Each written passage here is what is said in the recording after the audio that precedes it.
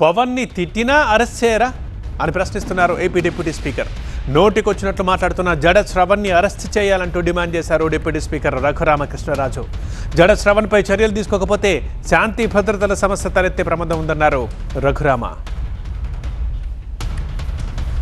రఘురామకృష్ణరాజు అనుచరుల ఫిర్యాదు మేరకు కాళ్ల పోలీస్ స్టేషన్లో జడ శ్రవణ్పై కేసు నమోదైంది.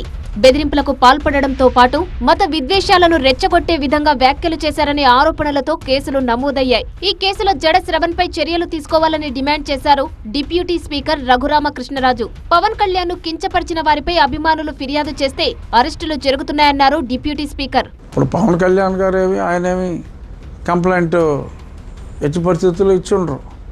వారి అభిమానులే జన సైనికులు ఆగ్రహంతో ఊగిపోతున్నారు. ప్రభుత్వం ఇమ్మీడియట్గా చర్యలు తీసుకోలేని పక్షంలో లా అండ్ ఆర్డర్ సమస్యలు వస్తాయి. శాంతి భద్రతలు అదుపులో ఉండాలంటే ఇలాగ అశాంతిని ప్రోత్సహించే వాళ్ళని ఇమ్మీడియట్గా చట్టం తన పరిధిలో యాక్ట్ చేసి అరెస్ట్ చేసి తగు చర్యలు తీసుకోవాలి. ఏపీలో శాంతి భద్రతలు అదుపులో ఉండాలంటే అశాంతిని రెచ్చగొట్టే జడ శ్రవణ్ లాంటి వారిని అరెస్టు చేయాలన్నారు రఘురామకృష్ణరాజు. ఇదే శ్రవణ్ కుమార్ పవన్ కళ్యాణ్ గారిని కూడా తిట్టాడుగా. అరే 10వ క్లాస్ చదువుకున్నావు అది ఇదని చెప్పి నోటుకు వచ్చినట్టు మాట్లాడాడు కదా. నన్ను అంతకంటే దారుణంగా మాట్లాడాడు కదా. నాకు ఉన్నారు, కనీసం కోటి సంఖ్యలో ఉన్నారు నన్ను అభిమానించేవారు. వీళ్ళు రేపొద్దున్న అతని బజార్లోకి వస్తే ఏమైనా చేస్తే నోటుకు వచ్చినట్టు వాగితే మన వెనకాల నా మతం ఉంది అని ఒక ఉన్మాదంతో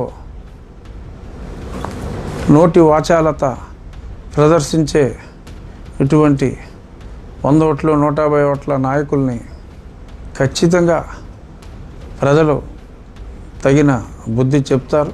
వాచాలత అతి వాచాలత ప్రదర్శించే ఇటువంటి వారందరి మీద కూడా చర్యలు తీసుకోవాలని చెప్పి చేతులు ముడుచుకుని ఎవరో కూర్చోలేదు. దళిత క్రిస్టియన్లకు రిజర్వేషన్లు వర్తించవని చెబితే నాలుక కోస్తామని వార్నింగ్ ఇస్తున్నారని తాను మరోసారి అదే మాట చెబుతున్నానన్నారు రఘురామకృష్ణరాజు. ఎవరైనా మతం మారిన వారికి రిజర్వేషన్లు వర్తించవు. స్పష్టంగా మాట్లాడుతున్నా.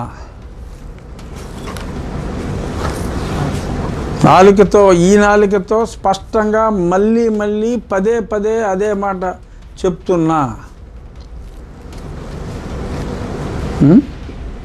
జడ శ్రవణ్ విషయంలో ఉదాసీనత సరికాదన్నారు డిప్యూటీ స్పీకర్ రఘురామకృష్ణరాజు.